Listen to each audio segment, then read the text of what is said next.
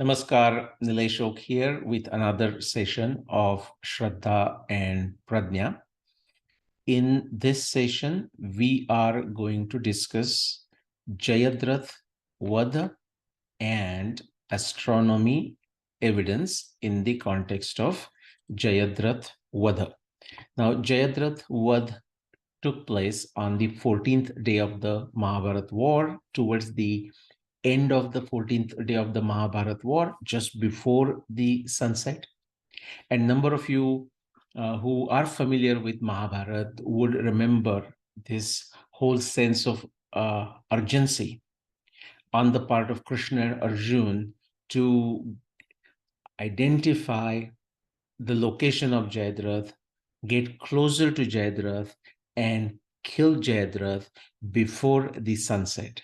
Because Arjuna has Arjuna has made a pratidnya, or taken a vow, that he will kill Jayadratha before the end of the day, next day, after Abhimanyu was killed. All right, so he made that pratidnya. And so just for a continuation purpose, I made a separate episode on, by the way, I made a separate episode on Abhimanyu Vada. Okay, so I presume you would have already seen it. That was number 21. This is Shraddha and Pradnya session 22. So just for the continuation purposes, I'm going to take you briefly to the day of Abhimanyu, the 13th day of the war, but we'll come back to Jayadratha-Vadha. So Abhimanyu Vada and astronomy evidence, 13th day of the Mahabharata War, 28th October 5561 BCE. And of course, Jayadratha-Vadha is on the next day, that's 29th October 5561 BCE. Abhimanyu went inside the Chakravyuha, fought very bravely, and many Kaurava warriors essentially ganged up against him. He fought bravely, killed many individuals, including Bruhadrath of Ikshwaku dynasty, okay, the king of Koshala, on that day, on the 13th day. And then finally, he was killed by the Kaurava warriors at the end of the day, on 13th day. And the description is given after he fell down to the ground, that he looked like a Maharathi, that Maharathi looked like a Indra, Shakra Sama. Okay. And the way he looked is like as if after the yajna is completed, Vyapoda Havyam Sadasiva Pavakam, after the yajna is completed, the way that Agni, which is otherwise prajwalit during the yajna, just goes away, okay, or gets doused. That is how he's done a comparison with. It simply tells you the timing of it. That is, it was very close to the sunset. And after his death, sun set. Okay, sun went below the horizon, western horizon. Now, the reference that is given is that the position of the moon, Upaplutam Yatha Somam, the position of the moon was as if like it was eclipsed. And the moon looked like a full moon, Purna Chandra. Okay, in fact, the comparison is used is that the face of Abhimanyu looked like a full moon. But you're going to see additional descriptions. You must have noticed I talk often what Galileo showed, celestial is equal to terrestrial. But if you look at Ramayana, if you look at Mahabharata, you are going to find time and time again that what Maharshi Valmiki is doing, or Maharshi Vyasadeva is doing, is essentially taking the terrestrial events of Ramayana and Mahabharata and encoding them for us in time, place, and circumstances, Desha Kala Patra, through the use of the most sophisticated with a very low to no drift, very capable, very descriptive, very pliable language Sanskrit, combined with the most sophisticated astronomy available on the planet at that time, 14,000 years ago, at the time of Ramayana, or 7,500 years ago, at the time of Mahabharata, or frankly, until now. And even today on certain aspects of it. Okay. Now, with some of the latest technologies, such as say NASA or ISRO and Hubble telescopes, we can actually get a lot more accurate data than, this is just a conjecture, than possibly what the updaters of Surya Siddhanta, texts like Surya Siddhanta or Aryabhatiya had access to. But this is not for certain, because remember, the Indian astronomers, Indian sages, were very practical and pragmatic. The precision, resolution, accuracy used in the Indian astronomy text or texts, plural, is mind-boggling. Okay, earth-shattering. There is no doubt about it. However, they were very pragmatic. So if something was not required, they just did not go for the heck of it. Okay, and that's a different subject. I'll not go more into it. But my point is, Maharishi Vyasadeva, Maharishi Valmiki took this most sophisticated, most pliable, most flexible, at the same time, no to low drift language of Sanskrit, combine that with the most sophisticated astronomy. Astronomy is time. So now we have ability, or they had ability to describe, and they have something to embed that in time, the astronomy. And that's how they've done it, which is what? Celestial is equal to terrestrial. Just like we say, what is the definition of itihasa? Purva vruttam katha yuktam itihasam prachakshate. Right? So this is like a purva vruttam katha yuktam, purva vruttam told in a story form. This one is like a celestial event told in a celestial form for the embedding of a time. That's what they have done. And that's why we see these references. And no, not surprising, in spite of the various changes, interpolations, all kinds of errors, part of it that have entered these texts purely and due to sheer gap of time. We're talking 7,500 years and 14,000 years and 20,000 years and longer. Just to give you a context, something that, say, for example, written by Jnaneshwar 800 years ago, okay, and we find a part of it. Tukaram Maharaj in his Gatha, something that he wrote about 400 years ago, we find part of it. And same thing with Samartha Ramdas Swami, the guru of Chhatrapati Shivaji Maharaj. What he has written, Dasabodh, Manobodh, again, about 400 years ago, we find part of it. So not as surprising that we find part of it about the ancient narration that happened 7,500 years ago or 14,000 years ago. In spite of those errors, in spite of those potential plausible interpolation, it's just simply amazing, mind-boggling, earth-shattering that this evidence matches one-on-one, right on the money, when we look at these descriptions and do a comparison with totally independent. This is a double-blind validation, double-blind corroboration. A astronomy software based on a NASA data, based on a JPL propulsion data, where the data gets collected from all telescopes, who have no axe to grind on the dating of a Mahabharata, and they are not aware of the astronomy descriptions and references from Ramayana or Mahabharata. This is fascinating.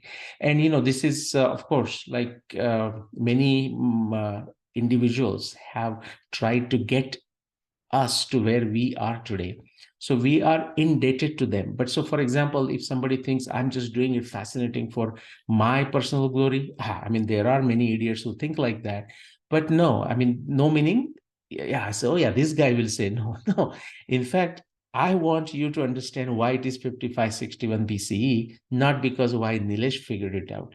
Because frankly, Dr. P.V. Vartak had proposed the exactly same 18 days of the war from 16 October to 2nd November 5561 BCE, more than 40 years ago, in about 1980s, actually 1970s, and he kept on refining it. And by 1980s, he had a proposal, a full proposal essentially for the timing of Mahabharata. Now, what as to what the difference is between the same dates, but in terms of the validation, the way I have shown it versus late Dr.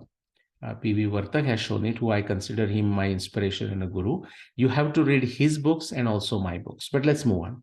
Okay, so this is the reference of Upaplutam Yatha Somam, okay, as if the moon was eclipsed and moon looked like a full moon. Let's understand why that is so. We have already done it. These are the Rahu and Ketu of the modern astronomy, or Indian astronomy, I should say, in our times. You will see Rahu Ketu in the Puranas and so on, and you actually will see them in the Siddhanta and other astronomy texts. As far as Ramayana and Mahabharata are concerned, there is no Ketu as in the node of a moon. Sorry, forgive me. Only Rahu. Rahu describes both nodes. The point is, although node is a mathematical point, in fact, it's a region within which an eclipse would take place.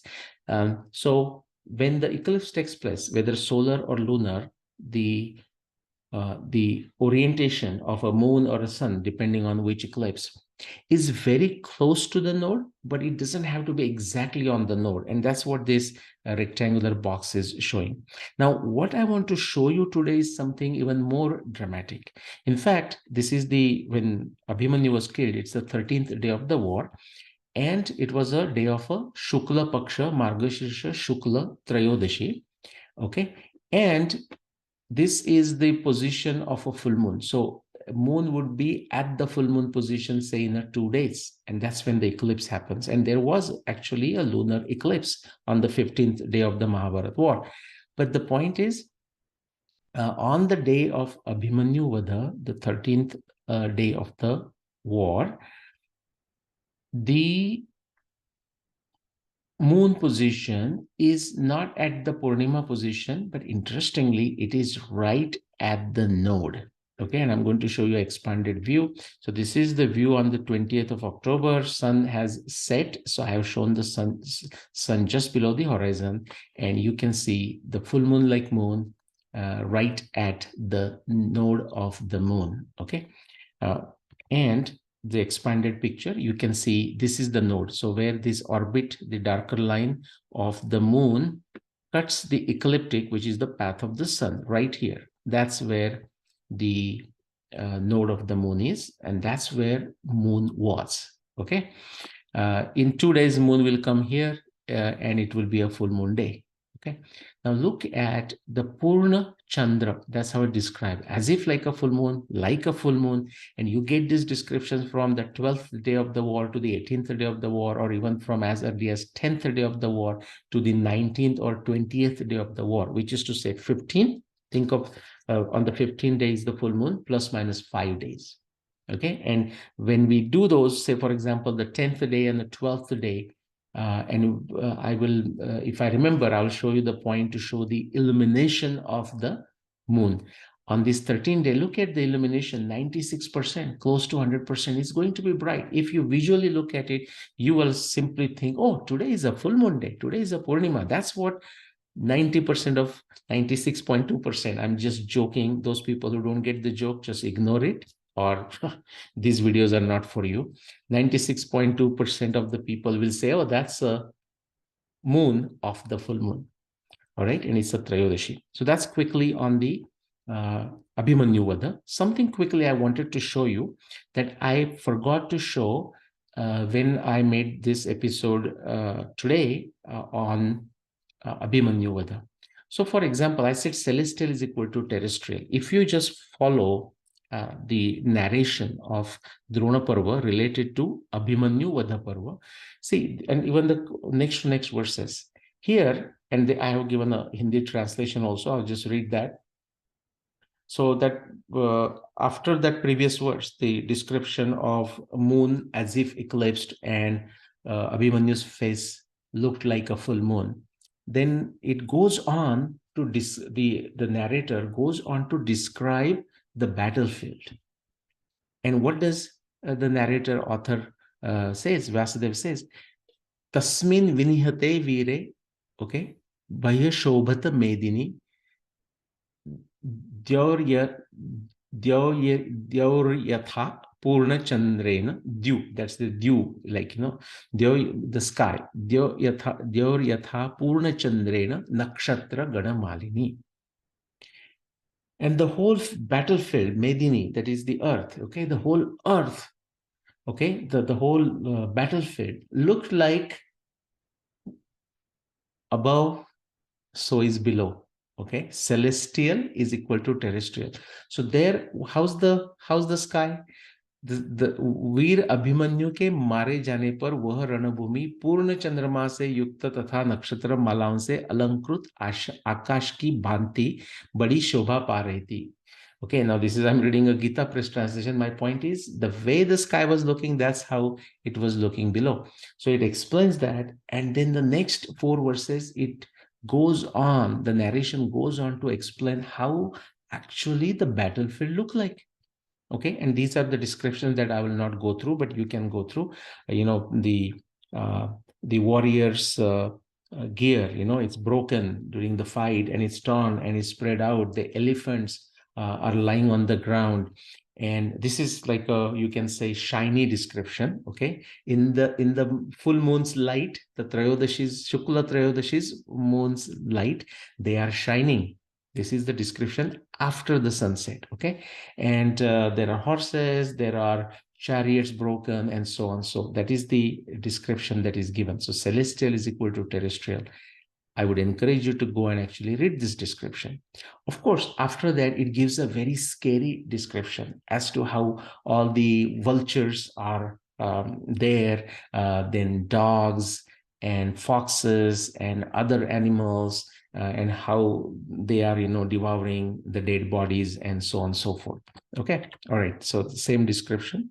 What I showed you here is from Gita Press. This is from just another text of Mahabharata, exactly same verses. Let's quickly get to Jayadratha-Vadha and astronomy evidence. 14th day of the Mahabharata War. At the end of the 14th day, it is a day. Now remember, 13th day was Trayodashi, so now this is a Chaturdashi. And so you can almost think of this as very close to the full moon day, Purnima day. Chaturdashi just day before it. And precisely for that reason, the war continued through the night. The fighting continued through the night after Arjun killed Jayadratha. And the war continued through the whole night. And at one point, we will look at the detailed descriptions of the 14th night, 14th day, but 14th night of the war. And you're going to see how beautiful the full moon descriptions are there. The reason I mention that is because there are some Mahabharata researchers, okay, not just our times, there were before, and for whatever reason, okay, and again, you have to watch my videos to see what those reasons are, and you can watch the videos of these folks who make these claims that Mahabharata war began on Margashirsha Shukla Ekadashi.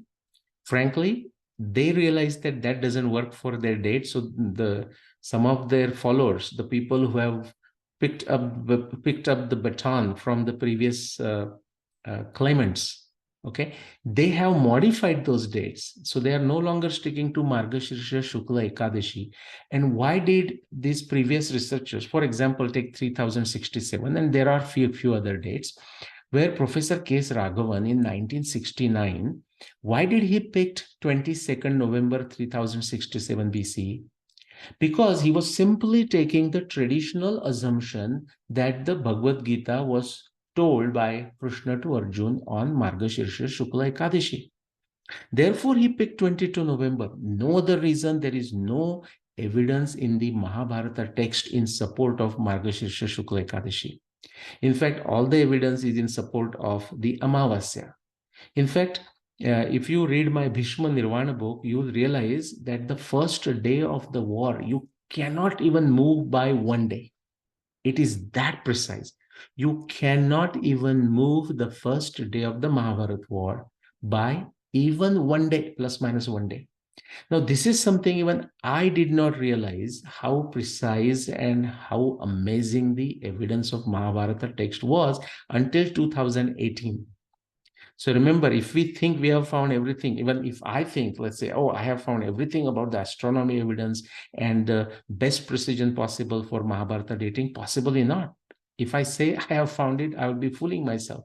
There's a lot of information, but it is making it better and better. Okay, so the reason I mentioned that is that Margashirsha Shukla Ekadashi cannot be the first day of the war. There is no basis whatsoever in the Mahabharata text, and there is a traditional basis of Margashirsha Shukla Ekadashi that can be explained why somebody would have thought Bhagavad Gita being told on a Margashirsha Shukla Ekadashi. You can check my other talks, you can check my blogs. Okay, it's very given. But the point, the why that is important, because those people, the 14th day of the war for them would be when? Where it would be very close to Amavasya. Okay, so because the 11th day Shukla Paksha they have started, so 11, 12, 13, 14, 5, so like 5 days there, Purnima is done. Now 10 days after Purnima or 11 days after Purnima, that's what the day falls for them. And no Mahabharata evidence can match that. So they have played havoc with the 14th night references. And therefore, I'm going to spend possibly multiple episodes on the 14th night battlefield. But just keep in mind the 14th day, the whole day the war took place, fighting took place. At the end of the day, Arjun killed Jayadratha. By the way, in that context also something else needs to be mentioned, but let me get to that. In case I forget, everyone just in a very lazy fashion, guys. And you know what? If those who ask that same question, very lazy, careless, casual question, oh, but was there a solar eclipse on the day of a Jayadratha-Vadha? For heaven's sake, just open the copy of a Mahabharata text with some translation that you can access, or if you know Sanskrit, great, read it. Not just this chapter on Jayadratha, the whole Bhishma Parva, Drona Parva, Karna Parva, Shalya Parva, Sauptika Parva, and Stri Parva. Where do we get this idea? Okay, some of the stories, of course, we hear from a Kathakar, and to make this more juicy, interesting, they have added some stuff, which is okay, just to grab people's attention, it has its value. But from a historical perspective, from a historical accuracy, from an itihasa, like otherwise, if I say history, history is not this. Again, that's like, we act like robots. Okay, itihasa is the correct thing. But when we are talking in English, we will use the word history, and we should be intelligent enough that if the person, a dharmic individual, is talking and saying history, he means or she means itihasa. Okay, it's very important, guys. So Jayadratha-Vadha, immediately that very careless, casual, lazy, utterly lazy question is, oh, what about the solar eclipse? For heaven's sake, go and read the descriptions. Okay, the way we hear about all kinds of magic happening just before the Jayadratha-Vadha is simply not there in the Mahabharata text. Yes, Krishna refers to applying a yoga maya, but other than that word, there is nothing close to what typically you would have seen in the movies or heard from a Kathakar. Please keep that in mind. It is a day of a full moon, or it is a day very close to the full moon. Only possible eclipse is that of a lunar eclipse. There is absolutely no chance, no possibility of a solar eclipse on the 14th day of the Mahabharata War, Jayadratha-Vadha, and it has not happened. I bet still people are going to ask in the comments, well, what about the Jayadratha and a solar eclipse? Okay, I don't know. I have to learn the technique of blocking and removing the folks. I know how to do that in Twitter. I know how to do that in Facebook. Well, I will soon learn how to do that in YouTube also, or I will get volunteers to basically figure it out. So forewarned is forearmed. Okay, all right. So the astronomy evidence for the Jayadratha-Vadha. Now, there's a long story of why Arjuna had to get his head floating, Jayadratha's head floating, and so on and so forth. I'll not go into that. That's not relevant from the historical perspective, the Aitihasic perspective. A couple of things I wanted to add there. Oh, yeah. As many of you would know, that Jayadratha is married. Of course, he's fighting from a Kaurava side. He's married to sister of Kauravas. Her name was Dushala. And after the Mahabharata War, when Arjun goes at the time of Ashwamedha towards the Sindhu Desha, okay, think of the modern like area, Pakistan area, Karachi, Baluchistan, and all that area. Dushal actually comes to the battlefield, okay, with her very young son, Suratha, son of Jayadratha, and says, hey, we had enough of fighting, let's not do that. She yields to conditions of Arjuna because they are doing Ashwamedha and so on, okay? All right. So we'll not go into this story, but this is the scene when Arjun kills Jayadratha. Now what happens is, then even after that, the fighting continues. And as I said, there are many long descriptions of this fighting going through the night where they stopped only for a couple of hours. But long before that, okay, think of this as the time of a sunset, which is what has happened. Now, Jayadratha was also killed just before sunset. So just to simulate that, on the 14th day of the war, 29th October, I have shown again sun just below the horizon here. And if you see a couple of things that I want to mention, again, now this is the moon of Chaturdashi, okay? And there is a description of 7 Kaurava brothers attacking Bhimasen. And that, what is happening on the ground, the terrestrial, is compared with what is seen up in the sky. Te pidayan Bhimasenam Kruddha Sapta Maharatha. 7 Maharathis, 7 Kaurava brothers attack Bhima.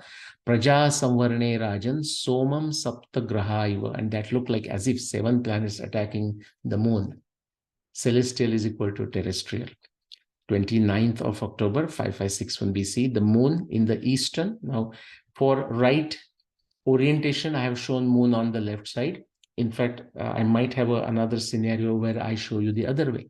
Now, again, remember, if you want, this is guys, this is a subject that I would say I have yet to come across a PhD, and I have come across many, possibly 40, 50, 100, I don't know, PhD in astronomy. Many of them struggle. Surprisingly and sadly, many of the Indian people of Indian origin with PhD in astronomy suffer, struggle. They don't even comprehend. So I don't know what kind of PhD they received. Well, on the positive side, I should also say that I know a few Indians PhD in astronomy or those subjects, and they perfectly understand this. Okay, and slowly in due course of time, they will be coming out in light with their research and so on, validating my works and their own works and so on. Anyways, so now here description is 7 planets attacking the moon, and you can actually see them. Okay, so sun, this is after sunset, or if you take before sunset, then you can count the sun also. Okay, but what I'm saying is, of course, factually the 7 planets, multiple planets could be up in the sky, whether you see them or not, because the moon is above the horizon. So there are multiple ways to do this. You can take the moon above the horizon and you can count if you like, but that's not even necessary. So let's not count the moon. Sorry, let's not count the sun. Forgive me if I said moon. So sun has set, it has gone below the horizon, and let's start counting the planets. Okay, so Jupiter is here, Mercury, and I'll show you an actual simulation also. So 1, 2, then Uranus 3, Venus 4, Mars 5, Neptune 6, and then you can see Pluto right here, 7. Those 7 planets attacking the moon that is on the 14th day of the war. Now, as soon as I have done this, Mahabharata researchers just jump in. Okay, they say, oh my God, this guy is saying Uranus, Neptune, Pluto were known to the Vyasadeva. Well, tell me why not?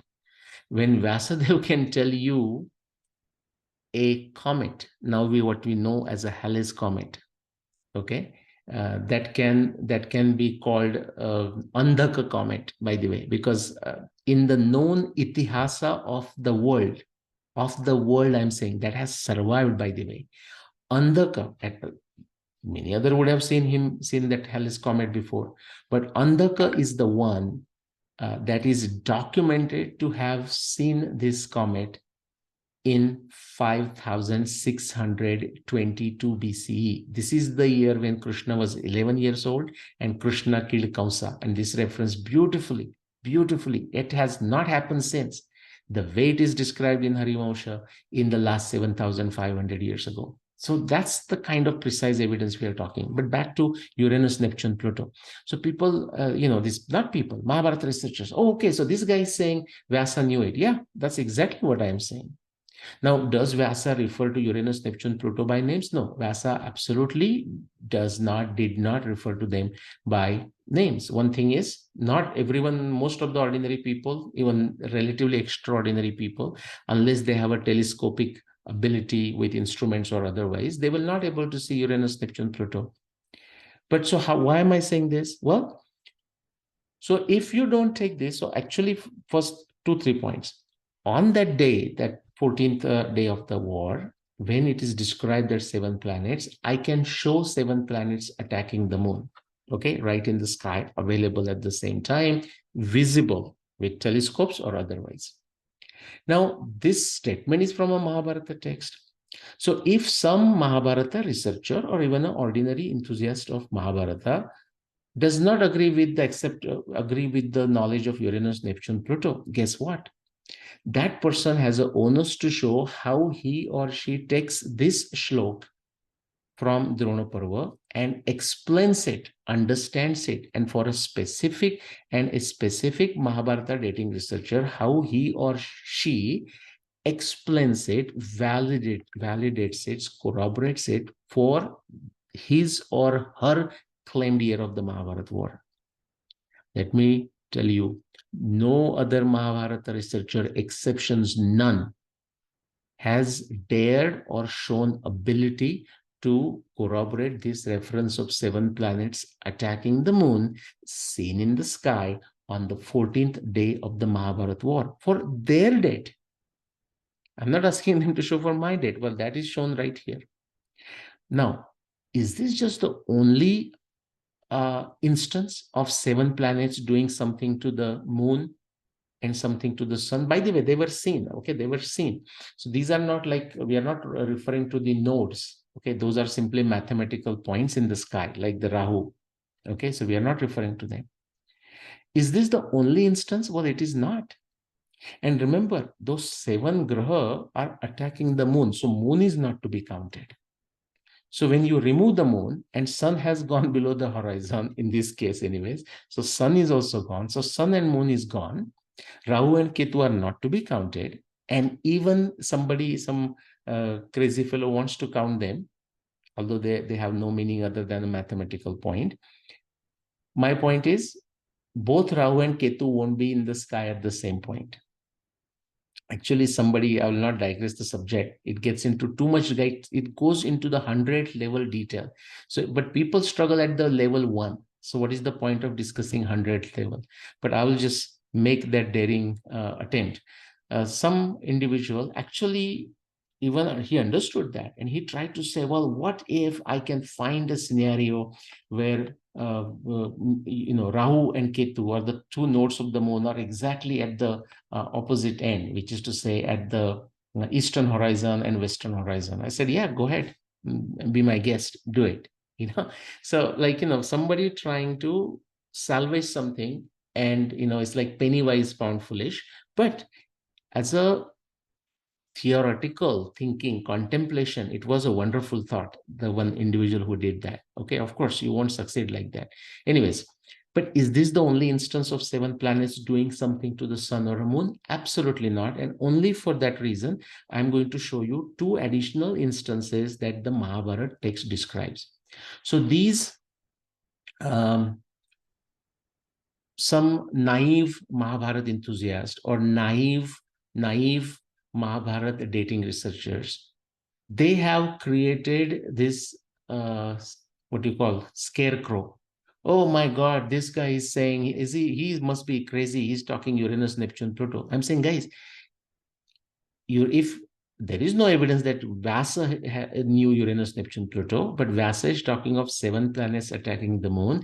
And unless you take into account Uranus, Neptune, Pluto, you will not able to explain it. But something very important.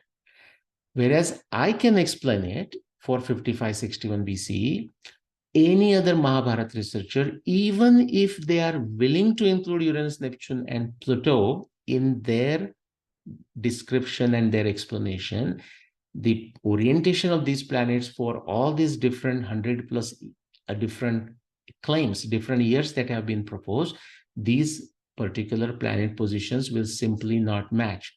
How do I know that? Because I have gone through the effort to go through those 130 plus specific individual years and tested to see if they can be matched. That these guys, those people who propose the claim, they themselves don't even understand that you have to test it. I have done it for them, and I can say that they do not match. But let me show you the 2 additional instances. Just before that, there are these other naive people. They will just go so stupid. Oh, but the right direction is the east direction and the left is the west direction. How come the moon in the evening of a Purnima shown from the west direction? Guys, if you get stuck with such naive questions, then my video is not for you. This video is not meant, or the video series I'm creating are not meant for any popularity, or not meant for whatever the YouTube cranking or whatever the followers, or no, none of this. This is not to get more people to watch this. This is meant for the seekers who are truly interested. Remember the series Shraddha and Prajna. Those who have a Shraddha, but they are not just into blind Shraddha, but they are also willing to put some efforts of their own to go towards a Shraddha Buddhi or a Pujya Buddhi to Pramanya Buddhi to Viveka Buddhi, okay, and increase their knowledge. And why do we do this? To understand the truth. And why do we want to know the truth? Well, that's not a very intelligent question to begin with, but even Mundaka Upanishad anticipated such folks, and therefore it says, Satyena labhyas tapasa yesha atma. If you want to have Atmadnyan, which is the highest purpose of life, you must take the path of a Satya. That's why we are doing this. Okay, all right. So let me show you, but those people who just get confused, I mean, that's just too juvenile, guys. It's a West people's time, okay? I mean, those people who ask such question, or those people who make such naive and stupid comments, they do not even understand the amount of effort that goes into researching this stuff. So just I thought at least I'll create in some place and always refer them, watch my videos. That is the bigger thing I can say. I can't even say, oh, here's the link to this video. If people are so lazy, then they really don't deserve these explanations. But I thought at least I will put it somewhere. So just like I've shown this, this can be shown. So what happens is, if you try to change the directions and so on, the picture is exactly the same. But this is the different kind of things happen in the astronomy simulation software. I'm showing the exactly same picture, but now it's kind of a backward, and so the direction still is very difficult to match. If I can do it, I can do the east on this side and west on this side, but the number of things that I want to show, I want you to comprehend, are not easy to be shown in that format. Okay, so exactly I'm showing the same picture, sort of upside down, if you want to think about it.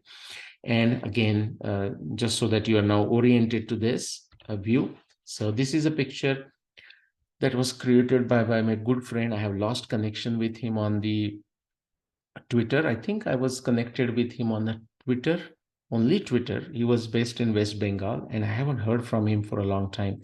I don't know if he's watching it, but if he is watching these, then please, send me. He has my contact information in some form. I would encourage him, request him to contact me. All right. He just did some phenomenal work here, guys. Okay. So that same 29th of October, Kurukshetra, Haryana location. And you can see, again, this is a moon here, and 1, 2, 3, 4, 5, 6, 7, 7 planets in the sky attacking the moon. But I also promised you I will show you 2 additional instances of 7 grahas doing something, either to just being in the sky, or doing something to the moon, which means you cannot include moon in it, or doing something in the context of the sun. Okay, and see, so when the 7 planets are doing something in the context of the sun, you cannot include sun. When 7 planets are doing something to the moon, you cannot include moon. When 7 planets are doing something to the moon, just like this, after sunset, you cannot include sun. Okay, so therefore, Uranus, Neptune, Pluto, we can only explain these observations by considering Uranus, Neptune, and Pluto. But something else, just because somebody is willing to consider Uranus, Neptune, Pluto is not enough. In fact, other than 5561 BCE, any other existing dates, there are more than 130 plus dates proposed by many different Mahabharata researchers. No other Mahabharata researcher will able to show 7 planets present in the sky the way it is described, either attacking the moon, the way it is described in the sky at the same time, so to say, like at any given time, or on the 16th day of the war, 7 planets going away from the sun. Okay, nobody will able to show that. Nobody else, by the way, other than 5561 BC. One of that instance is about 7 to 8 days before the Mahabharata War, before the first day of the Mahabharata War. Magha Vishaga Somas Taddinam Pratyapadyata. Okay, when the moon was in the Magha, that is the day when both armies arrived at Kurukshetra. And it says, Dipya Manascha Sampetu Divi Sapta Mahagraha. Now, whether the 7 planets were seen near sun, I have seen many translations saying that, like that Divi is now considered as a sun. Sampetu is like a near, you can say together, something like that. But suppose if the sun is not mentioned, in some people have suggested there is no sun here, fine. Then you can include the sun, but still you need, out of those 3, Uranus, Neptune, Pluto, you need some, if not all 3, to explain even this observation. Okay. Moon is near Magha, that's why it is not in the picture here. And again, you can count 7 planets. Okay. So for example, here Saturn, same time in the sky. Then we have Sun. Now let's count Sun for a minute. Okay. So Saturn 1, Sun 2, Mercury is 3. Then Jupiter this is Jupiter here, 4. Venus is 5. And Mars is 6. And Uranus is 7. And Neptune is 8. Now you decide which 7 you want to count, or do you want to count these 7 out of 8 in the context of a sun with that Dipya and Divi? Because many other Sanskrit translators, guys, there is another extremely irresponsible point made by these folks who cannot do anything original of their own, and they for some reason they are like acts like agents, like they don't want to see any progress happening with the Indic Itihasa, or they feel envious that they were not the one who could do it. Okay, they will say, oh, I translated wrong. Well, of course I translate, by the way. Okay, I take dictionary, I use Sanskrit experts, but I look at any time, I look at like possibly 5, 6 different translations. And many times I'm not happy with their translations, because it's like saying, just because somebody knows Sanskrit, just say somebody knows English, therefore the person understands physics, or therefore the person can be a medical doctor or an engineer, or take anything, a theoretical physicist, okay, or architect. No, that has nothing to do with it. Language is a different issue. So what happens is, many times these people who have translated this, as far as their Sanskrit knowledge is concerned, it is decent, it is better than many of us, but their knowledge of astronomy, if it's astronomy translation, astronomy reference, Or if it is something else, like take any of these disciplines, like, paleontology and hydrology and so on, then they don't translate it right. Okay, someday I will take that. Even so-called some of the translators who have translated from Sanskrit into English in very recent times, I'm talking of last 20 years. When it comes to astronomy text, actually, I will take one by one reference and specific astronomy description from Mahabharata or Ramayana and show what a disaster they have done when it comes to translating a astronomy reference from Sanskrit to English. Okay, but some of these dogmatic Mahabharata dating researchers try to confuse the audience, common people. Okay, they will say, I twist the translation. Well, you know what? Anyone who translates in some ways is twisting the translation, because you'll find, frankly, not many translations agree with each other. That's how difficult it is. And precisely for that reason, we need this quadrangulation. Just simply translating and discussing for hours is useless. Therefore, you are, as Krishna says to Uddhava, Shruti Pratyaksham Aitiyam Anumanam Chatushtayam. Just listening to the narration is not sufficient. You need the context, the background knowledge. That comes from what? Shruti, Smriti, astronomy texts, Rigvedas, other Brahmanas, and so on. And then don't forget Pratyaksha Anumana. Bhagavad Puran says, Yat Pratyaksha Anumana Bhyam Shreyo Savana Vindate. You can be your guru with Pratyaksha and Anumana. That is the power of a Darshana. That is the power of a modern science. That is the power of a science. We call it modern science, but that is the power of a science. All right. So in this case, again, you have 8, including sun. You can decide how you want to count this. There is one more instance, and I will come back to this again on the 16th day of the war, when now Karna has become the Senapati. And the description is given, Nishcharanto Vyadrashanta Surya Sapta Mahagraha. Okay, and I don't have to read the next line, which is what? Surya Sapta Mahagraha, like 7 planets were seen as going away from the sun. And if you look at the timing, this is the description of the day. Okay, and the moon can be in the sky during the day, but this is now day 16. That is the day after the Purnima. Moon is not in the sky, and sun is in the sky, but sun is described in addition to 7 planets. Again, we need to take into account Uranus, Neptune, Pluto.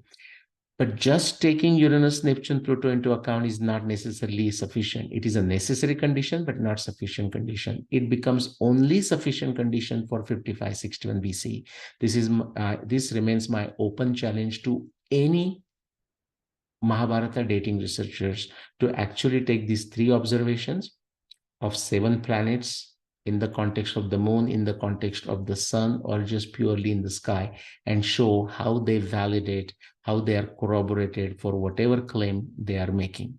They will not able to do it. They cannot do it. Okay. So this is that reference. I think I'm done. Sorry for a possibly longer episode, but these things needs to be made. And my goal again is to document them. And so this is the knowledge that the new generation, when they get interested, and the old generation, when they finally figured out, hey, I wasted too much time on other activities and maybe I should do something here. This is there as a documentation, okay, as a depository of that knowledge. And I'm trying to bring it out of my brain. It's there in the books, but sometimes what people find is the reading of the book as a standalone thing. The things are not always visual. Things are not always clear. Those of you, and many of you have taken these books, the number goes into 100,000 plus. I would encourage you to go back, pick up that copy of When Did the Mahabharata War Happen, or Bhishma Nirvana, but especially When Did the Mahabharata War Happen, and now start reading it again.